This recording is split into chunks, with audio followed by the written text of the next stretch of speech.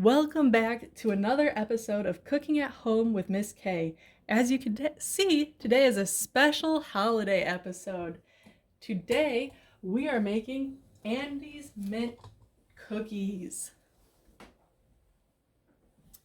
You will need a standing mixer or a hand mixer. If you're using the stand one, you will need the paddle attachment. You will need a medium-sized bowl, a whisk, a holiday spatula to match your nails, measuring spoons, measuring cups, all-purpose flour, white sugar, brown sugar, baking soda, vanilla extract, kosher salt, unsweetened baking cocoa, unsalted butter, Andes mints, and then sprinkles are optional but add a festive touch to your cookies. You will also need a cookie sheet. Remember, the cookie sheet has the sides to it. On your cookie sheet, you will either need the silicone mat or you will need parchment paper. Parchment paper comes in a variety of styles. This one is white, and then this other one is brown. So you could use either. The first step you will need to do is preheat your oven to 350. So this might look different on yours, so ask your parent or caregiver how to set your oven. After your hair is pulled back and your hands are washed, you are going to start unwrapping your Andes mints. You will need, the recipe says 36 of them. All my mints are unwrapped, so I'm going to set this bowl aside until later. The next step is in your medium bowl, you are going to measure 2 cups of all-purpose flour. And remember how we measure the flour. We're going to scoop the flour into the cup. Remember not to pack it down.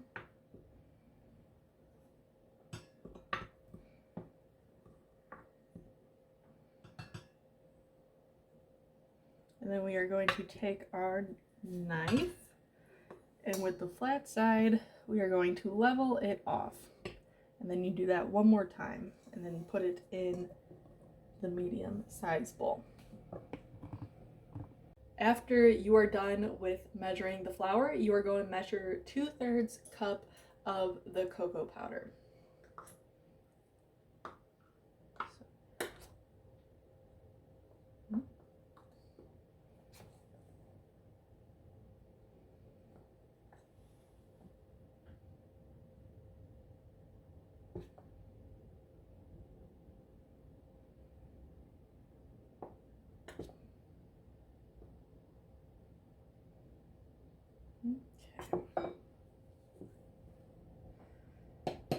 Just make sure all your holes are filled up, and then level it off as well. And you could add that to your flour mixture. Next, we need 1 teaspoon of the baking soda.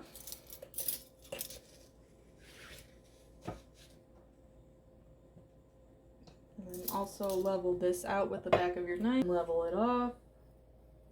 And then add that to your cocoa and flour. And then you need a 1/2 teaspoon of kosher salt. So let me put this baking soda out of the way.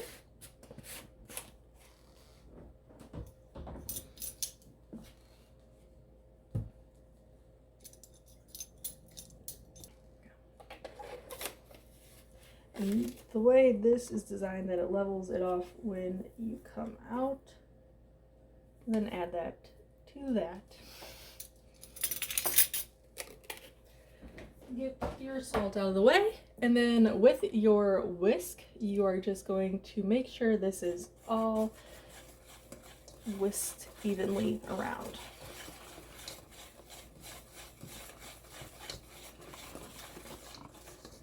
All right.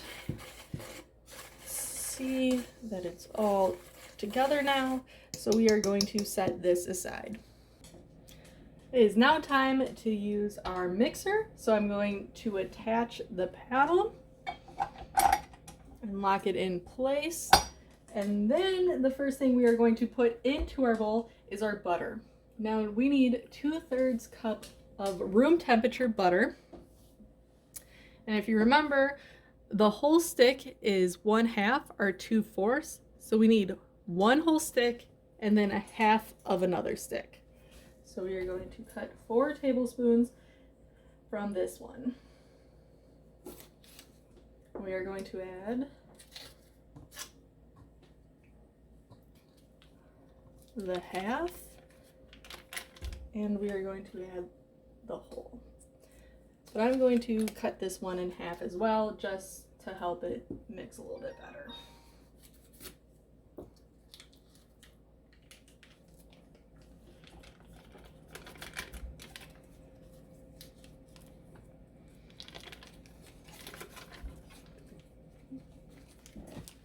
Now we are going to add our white sugar. We are measuring out 3/4 cup. This one, as you remember from our measuring videos, we could stick the 3/4 cup straight in there, measure it out, and then also make sure it's level. And then add that in our stand with the butter. We are going to do the same thing, 3/4 cup with the brown sugar, but the brown sugar we have to make sure it is packed in there. Okay. So I'm going to push it against the side of the container to make sure it is nice and packed.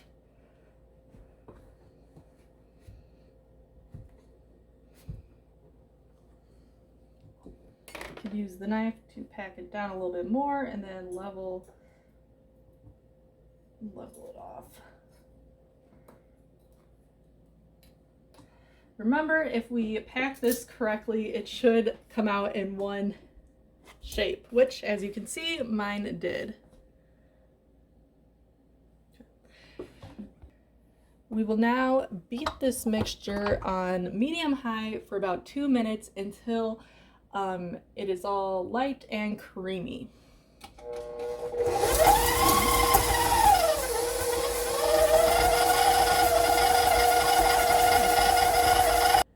I've been mixing this for about 1.5 minutes, and as you can see, it is coming together nicely, but now it is on the sides, so this is where your festive spatula comes into play. We are going to scrape down the sides, and then we're going to get it off the paddle as well.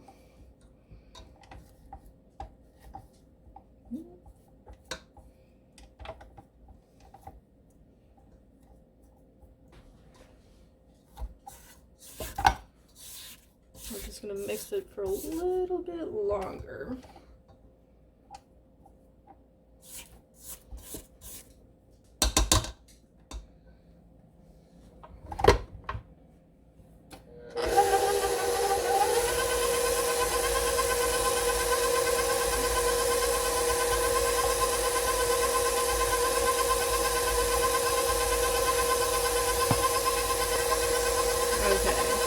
That is looking good, so it is now time to add our vanilla and our eggs. So again, you can scrape down the sides.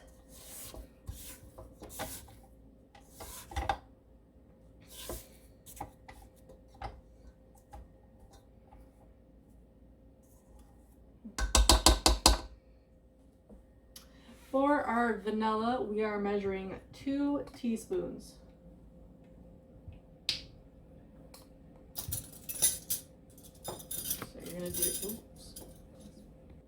So over the bowl, measure out your first teaspoon and pour that in there, and then your second one.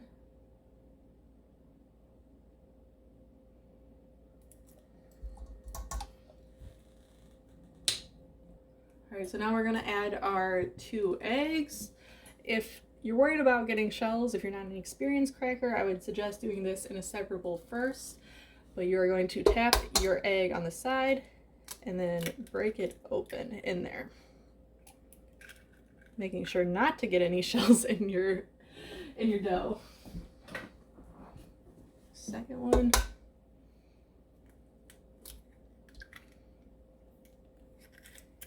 And then you can rinse your hands if you get any egg yolk on it. And then starting off slow, you are going to mix this.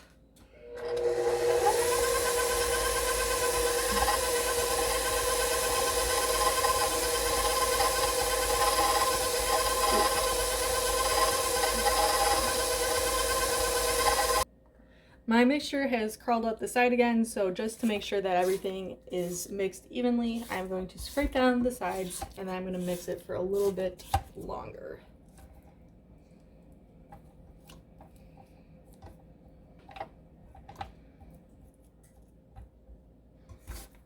Okay.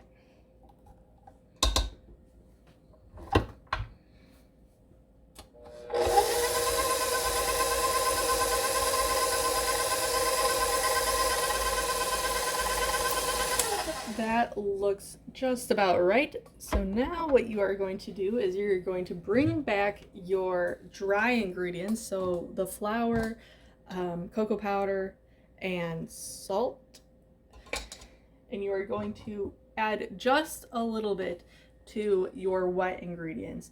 Now you don't want to add too much because when you go to mix it, it is going to fly up everywhere and your mom or whoever is in charge of the kitchen is going to be very upset. So just add a little bit and then mix that on slow.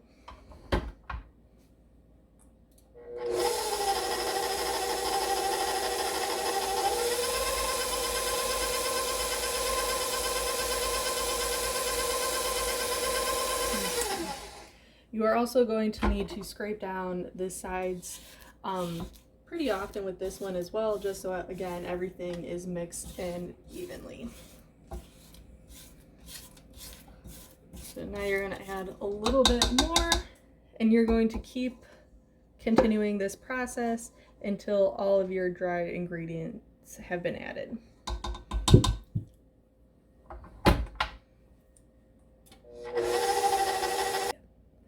I just added the last of my dry ingredients and I'm going to mix it for the final time, but just so you are aware, you don't want to over mix it because then it will make the dough tough and then your cookies will turn out chewy. So you just want to mix it enough so everything is incorporated evenly.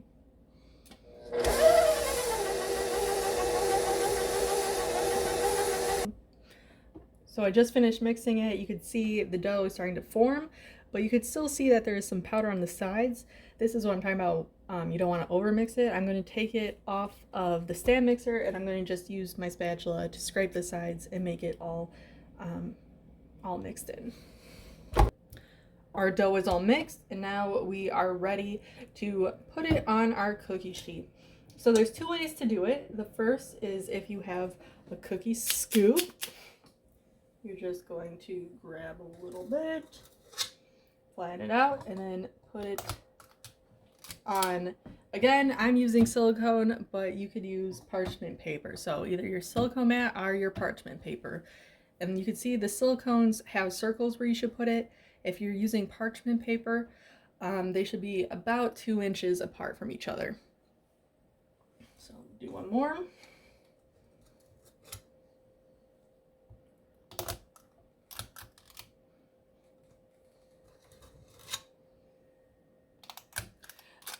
And the nice thing about using the cookie scoop is it already rounds it for you. The second way to make your cookies is with a teaspoon. Grab a good chunk of it, and then you are going to roll it between your hands into a ball, and then place it on your cookie sheet. You could always add more dough if you need to, and you could always take some away if your ball is too big. Place it on the sheet. And that is how you use the teaspoon to make your balls. Our oven is heated to 350 and we have finished filling out our cookie sheet. So we are going to put our cookies in the oven on the middle rack to bake for 8 minutes or until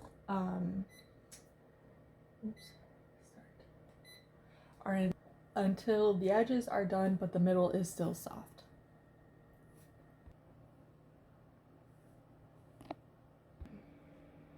My timer just went off and my cookies are looking beautiful. So I'm going to take them out of the oven and carefully, so you don't burn yourself, you are going to place your mince right in the center and you are going to push them down just a little bit. Once they melt, we are going to spread them out. So wait till they're soft.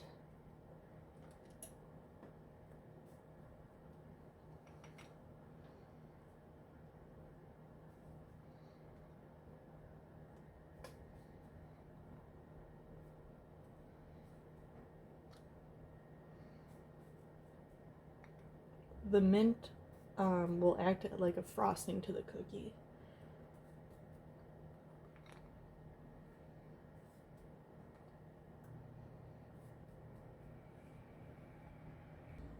It took about less than a minute for my mince to melt, but I did have to push them in a little bit farther. Now that they're melted, we are going to spread the chocolate around like frosting. Oops. And then I'm just going to do a few and then add your sprinkles. This is a good one.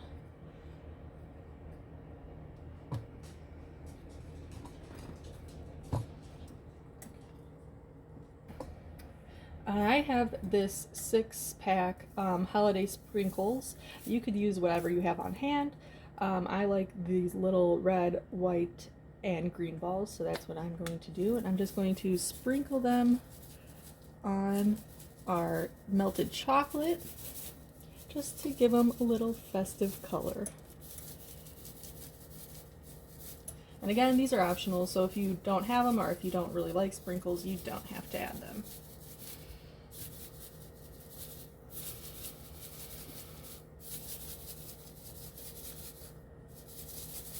And there you have it, a nice chocolate minty Andes Mint cookie with a cold cup of milk. Thank you for watching this episode of Cooking at Home with Miss K. See you next time.